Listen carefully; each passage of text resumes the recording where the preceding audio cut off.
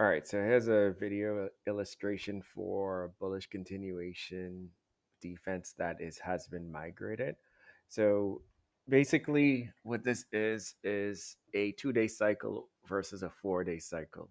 Now, typically that's something that wouldn't show up in our radar, but why it shows up because inventory was not resolved in one day. It was resolved in about 3 or 4 days. That's what it took. And so, a couple of things. As we know, initially we saw this here for this day. Let me get the demonstration on. So we saw this read here, and we thought we missed it, right? January 8th.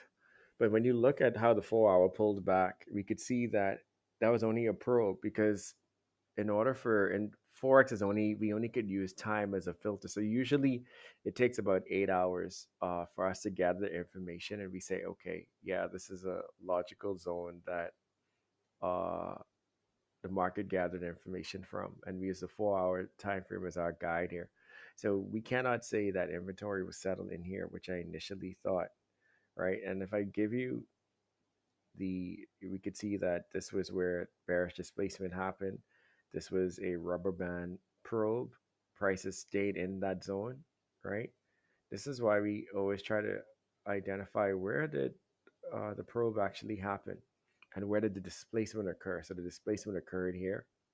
Prices came back in the zone. So the zone now extends by the rubber band method.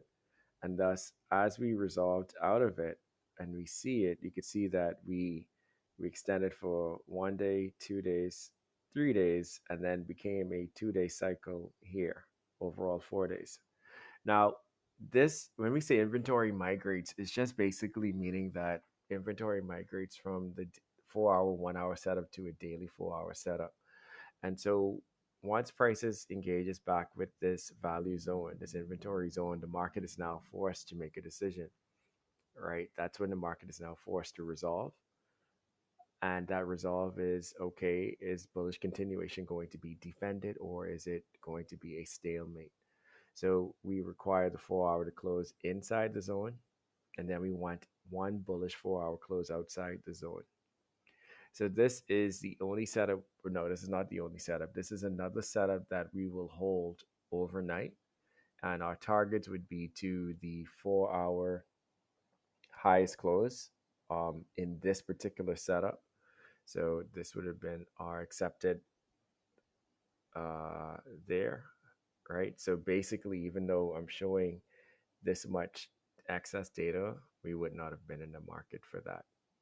Okay. It's just a continuation defense, as you could see.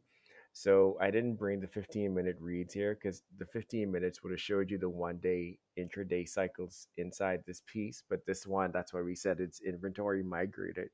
But it must be settled within the week because if it's not settled within the week, now it becomes a weekly, daily setup. And that's a trade we're just not willing to do because we're not holding a trade all week, right? Well, at this state, we're not. We'll see over time. But as you can see here too, once that 2 day cycle came in, and let me start blocking off some things here. Once the 2 day cycle came in, you could see there that, take that off. You could see that the floor still has to hold. So yesterday's floor, right, that must hold because it's going into now a 2 day period, right? So, and once we go into 2 day period, we just want to say, okay, are you holding that floor, which they did, and we resolved up. Okay, so this marks the conclusion of the continuation defense that is migrated, much different than a continuation defense that's intraday, that's resolved in 1 day. Thank you. And that one would be a 4 hour, 1 hour setup. Thanks. This one is a daily 4 hour setup. Thanks.